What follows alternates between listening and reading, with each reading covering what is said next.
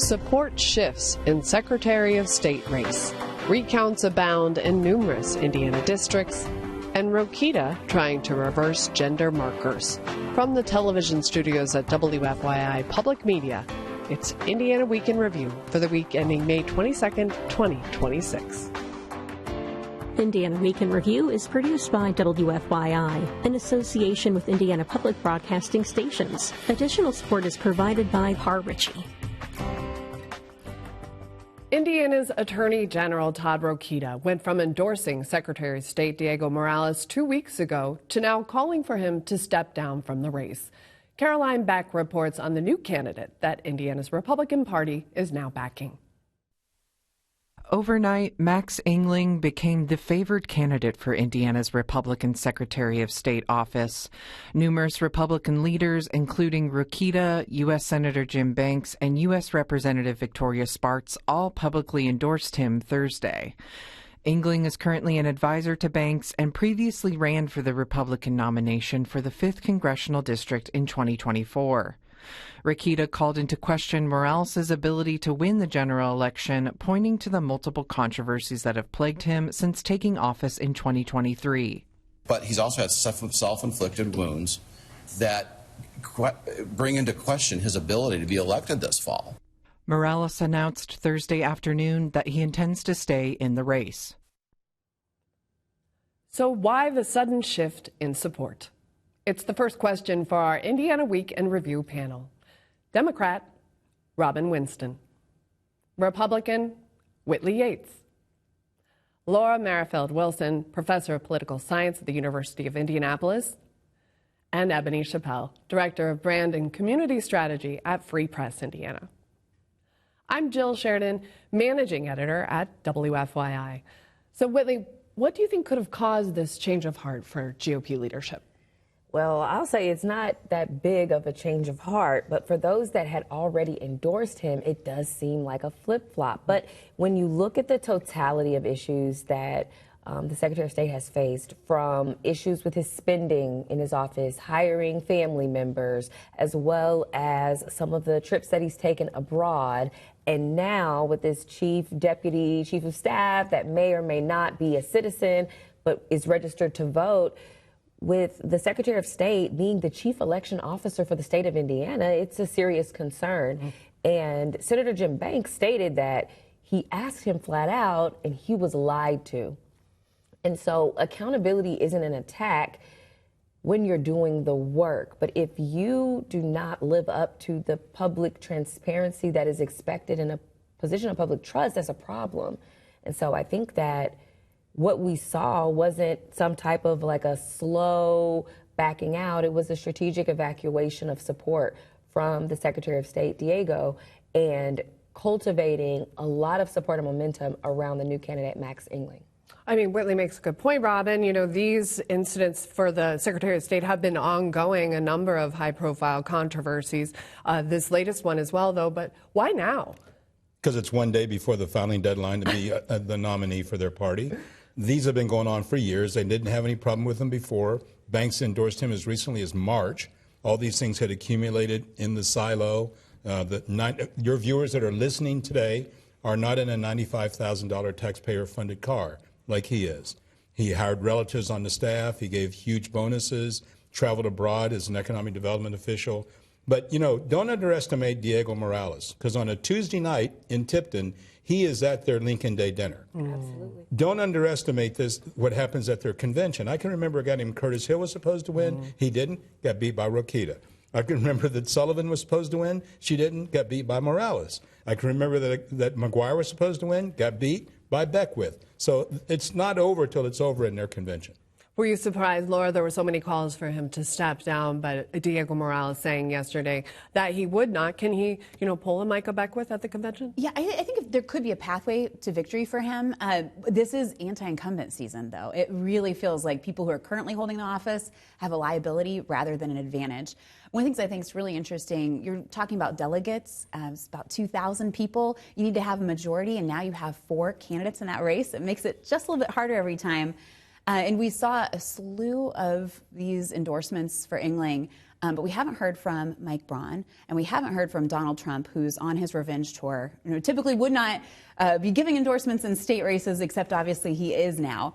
Those are two that I'd be really interested to see where they weigh in on this. Michael Beckwith today saying he still does support Diego. So we're seeing a little bit of, a change or a rift in the party again that is, along lines that are not new to us here in Indiana. But as Laura mentioned, this is going to be a very busy race for the Republicans alone, not to mention everybody else that's going to be jumping into the Secretary of State race. Does he have a chance at the convention next month? I think that Robin and Laura laid it out perfectly. There is always an opportunity. I do think that it's interesting when you mention Jim Banks. There's a way to look at this and dig a little deeper and see that this might be another example of Banks taking over the party, which I think is also a pointer toward the White House because, Donald Trump, Jim Banks running the party, getting people out that they know are not going to help them win these elections that are very crowded, are very competitive. So I think they're hedging their bets. And right now, Diego, in certain people's eyes, is dead weight. So it's like, toss them over. Let's get with the winner, somebody that we think can really pull this out for us. So it'll be interesting to see how it all plays out in political theater. Yeah, it will be interesting as the conventions roll in. And, we also heard from some people that maybe it was the polling that Republicans are seeing that Diego might not have the support. Do you think something like that plays out? Just a little bit. I think it had to do with it. Also, I think that we voted 320,000 Democrats on primary day. That's a bigger number than 18, 20, 22, and 24. So the trend in people coming to the polls for vote for our party was very high this primary. So maybe they're seeing some early forecast. Whitley, what does it say just about the party, cohesing around a candidate like this? And it was just so apparent that everybody got the memo. Everyone did get the memo. And to be honest, looking at the primaries, you don't really want to bet against Banks because Banks puts money in the bank and he tends to have his candidates win.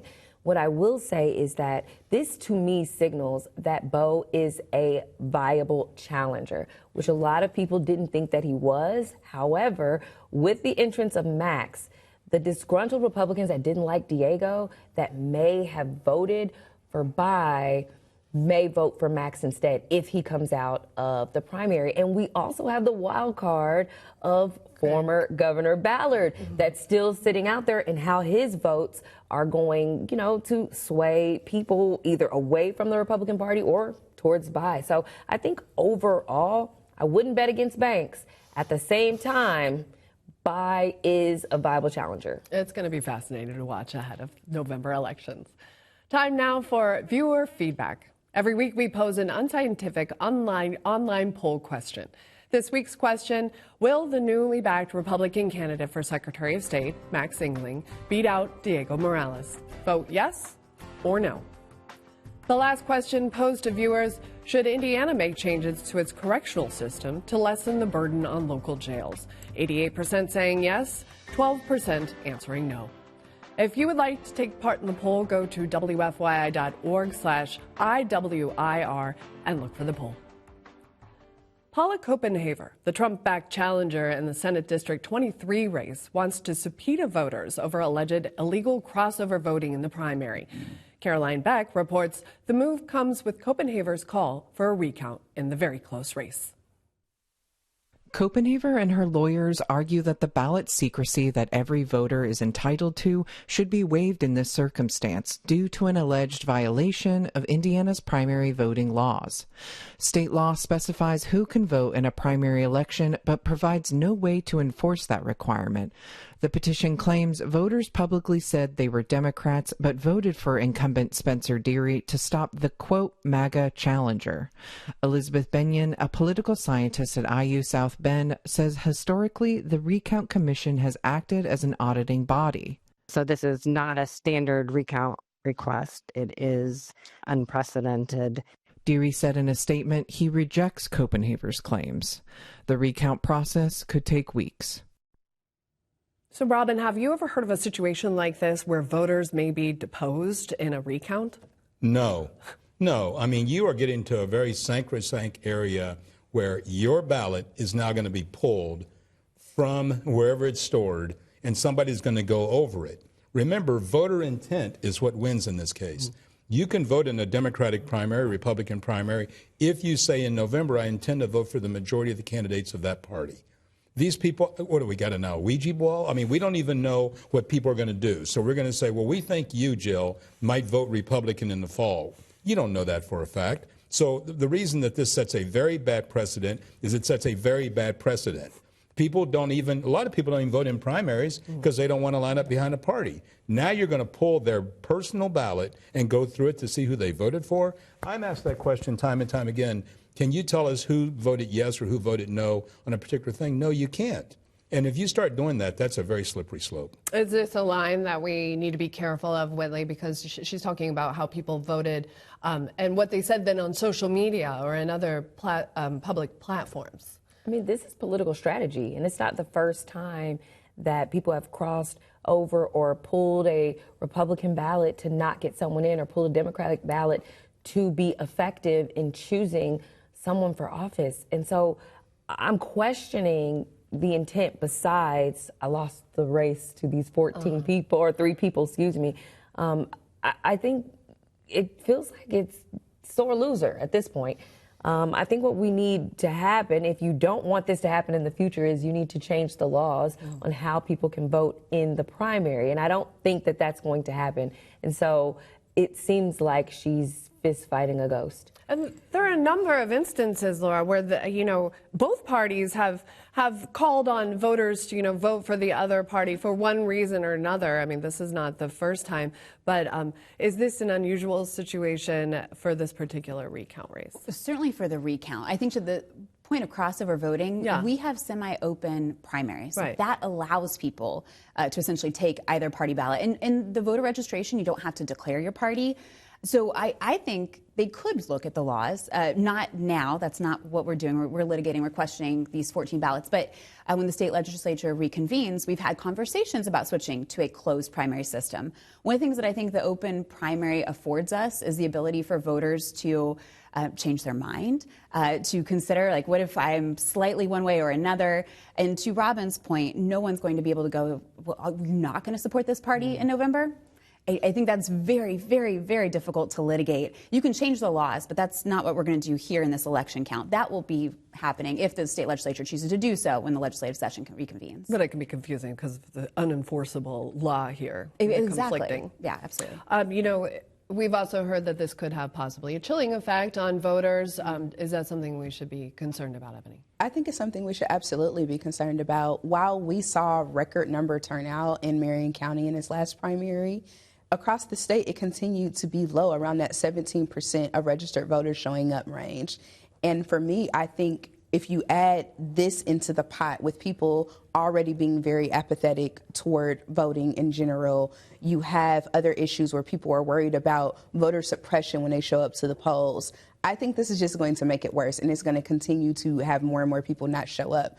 I think that we should focus on widening the availability for people to show up and vote and make the choices that they think make sense to them. And it's like, if you want to win, you have to do what it takes to win and figure out another strategy. But this, coming back and wanting to, change stuff around is just, it's really negative, and it's not the direction that we need to be going in as a state. It is interesting. We've seen a number of recounts across the state at this point. What do you think that tells us about the election? It was a very competitive Republican primary on their side.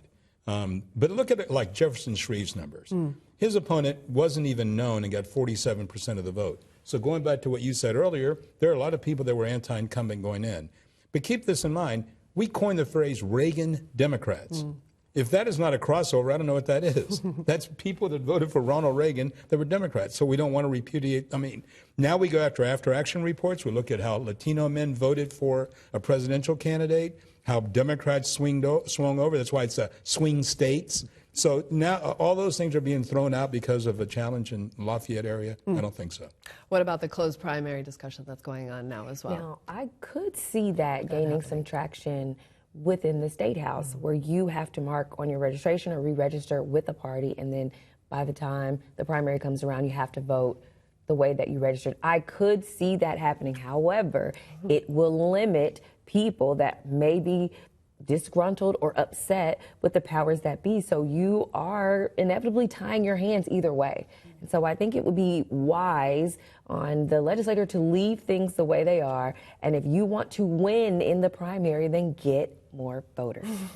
That's how that works. Also this week, Attorney General Todd Rokita's office is trying to undo orders issued by local judges to change a person's gender on their Indiana birth certificate. Zach Castle reports. For years, the Indiana Health Department accepted judges' orders for transgender people to change the gender on their personal documents. In early 2025, Governor Mike Braun issued an executive order that led state agencies to end that. Attorney General Todd Rokita said he would seek to reopen individual cases where judges ordered the change. Indianapolis's Rye Carroll recently learned Rokita unexpectedly intervened in her settled case. He asked the court to reverse its original order. A judge had already approved her gender marker change. This is like what I have nightmares about. So for this to happen, it's just terrifying, honestly. Rokita's office did not respond to questions from WFYI. So, Laura, is it surprising that the AG continues to open these cases? Ideologically, I don't know that's necessarily surprising. With the Braun administration last year, I think it was in March, we saw the executive order that defined gender as a biological binary. That was the term that it used. That's really what kind of kicked this off in the first place. So we have shifted socially to being much more conservative as a state. And this is a very outgoing, very proactive attorney general. I can remember attorney generals we've had where I'm like, I can't remember what they did in office. Like Todd Rokita is not one of those. So I think that part makes sense. From a constitutional perspective, I think it highlights the fact that this is not a constitutional office. So there's questions about what's the role, what's the responsibility of the Attorney General. It's actually a statutory office, so its rights are defined by the Indiana General Assembly. And I know there's political opinions on both sides. But I think that's one of the fascinating things when you look at this. It's not a constitutional executive office. And there was a really good article in the Indiana Law Review. It was called Indiana's Attorney to General, TOO. I thought it was brilliant. Bonus points just for the clever title, but talking about the fact that there's ambiguity within the powers of this office. I think that's part of what we're seeing highlighted right here. Ebony, what does it tell you when the AG continues to go after cases like this, cases that have been settled for individuals and they felt like they already cleared that hurdle? I think that it is an issue of civil rights, and I find it extremely disconcerting that this office would be used in that way. It reminds me of some of the things that we experienced during a lot of the protests and things happening around the issues in the Middle East, and how the Attorney General's office is jumping in there, and we're going to create this, body that's going to police how people operate in this way. And it's like, that feels like a gross overstep, and it feels very, very unnecessary.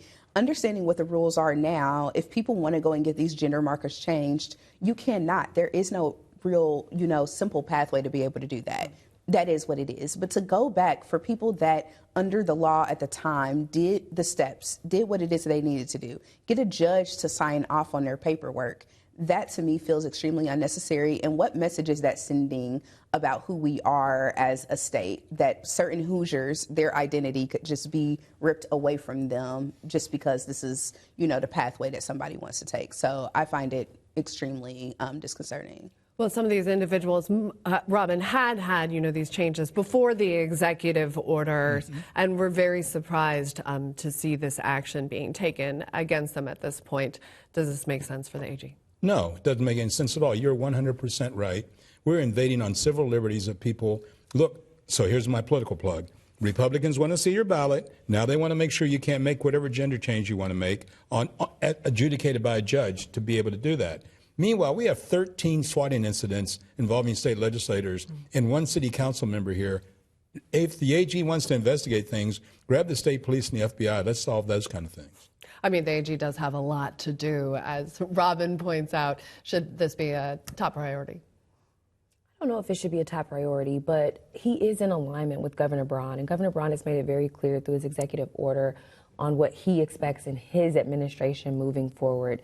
So the AG deciding to double down on that and go back retroactively, attempt to circumvent some of these court orders that gave the birth certificates different gender markers, is in alignment with not only the ideologies of the party, but the principles of the party. But there are a lot of issues that we have seen that need to be tackled in this state. And so I understand why the Attorney General is doing it. But right now, I think we have a lot that we could be focused on specifically here when it comes to some of the issues that we've seen, specifically with the law. Yep.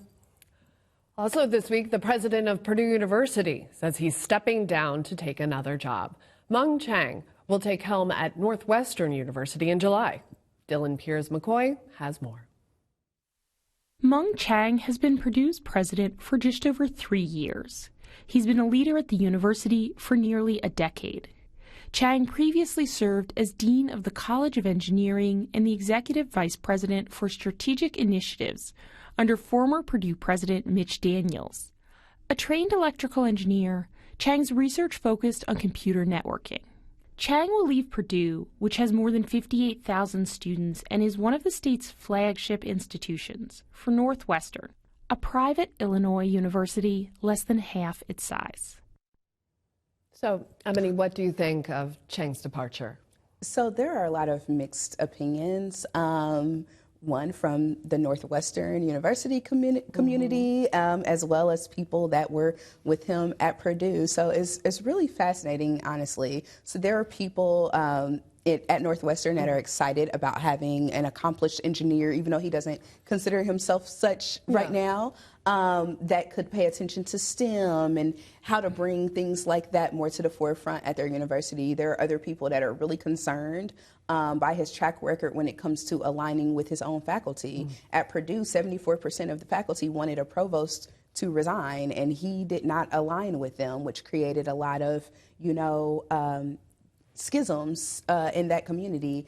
I found it interesting that at Purdue, there's people that are, pretty much feeling like good riddance, glad he's somebody else's problem. Yeah. We knew that he was a climber, and that's where he wanted to be, was at this prestigious university. So there doesn't seem to be a huge surprise there. But he comes across to me as a really, polarizing figure, I guess is the best way to put it. So, Laura, every time I've met him, he does, he is on point. He really is, playing the game of president of university. Is this a surprising move for him? Because as Ebony mentioned, he does have such background in the research and the engineering and what Purdue is so well known for. So he was well suited at that point. Sure. Well, I think it's a great promotion for him. It's a great opportunity. And this leaves a new position at Purdue for the presidency, a great opportunity for somebody else there. I think it does speak to Mitch Daniels and the lineage of leadership that he has, which is wonderful to see in Indiana. I think increasingly in higher education, we do see a lot of tension between faculty and administration, but that is as old as academia itself. So that kind of tension just feels like it's par for the course. But I look at this as there's a new empty position, and I'm interested to see who will step up and take that kind of leadership at Purdue. I think the board is talking about it next week as well. But, with his departure, there's also a lot of pressure on public universities, and, the political climate may play into decisions that leaders make when they're choosing what university to go to. Do you think there was any of that for Chiang? Unfortunately, I think that this lends to instability within the institution. After having such a foundational leader like Mitch Daniels for so long, freezing tuition, and really just paving the way in post-secondary education, to have such a short-tenured president, I think, does not necessarily leave them on the best footing, especially when we're seeing declining rates of students going to post-secondary school, when you're also seeing the way in which the government is adjusting how much money schools are going to be able to get. You want to have stability, not only within the student population, but also within the faculty. Well, they have a difficult time finding the perfect person for this job after Mitch Daniels did sit in that helm for so long. No, they won't have a hard time finding somebody in that job. Presidents are leaving. President Louisville left to go to Penn State and wasn't there very long. I think the political affects people a little bit, but let's face it, Northwestern is not going to hire somebody that's not eminently qualified. So apparently he's eminently qualified and he's on his way.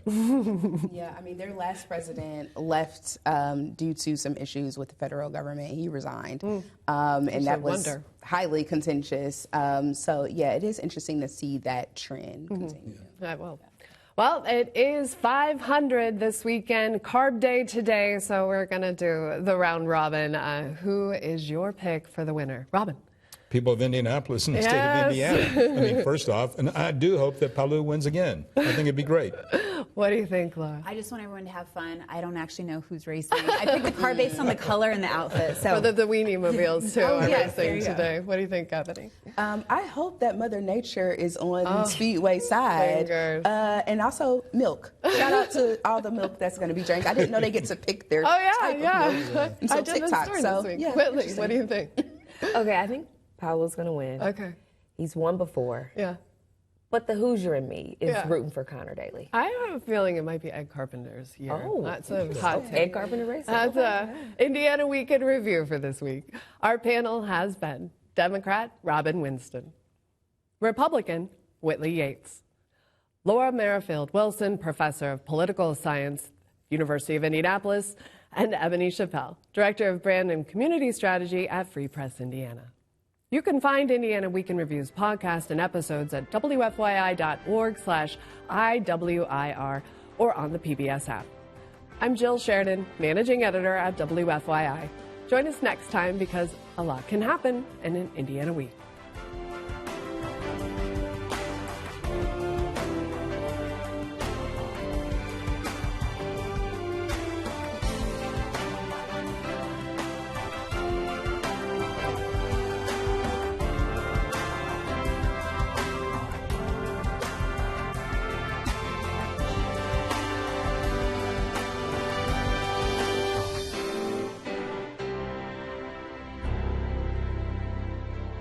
The views expressed are solely those of the panelists. Indiana Week in Review is produced by WFYI in association with Indiana Public Broadcasting Stations. Additional support is provided by Par Ritchie.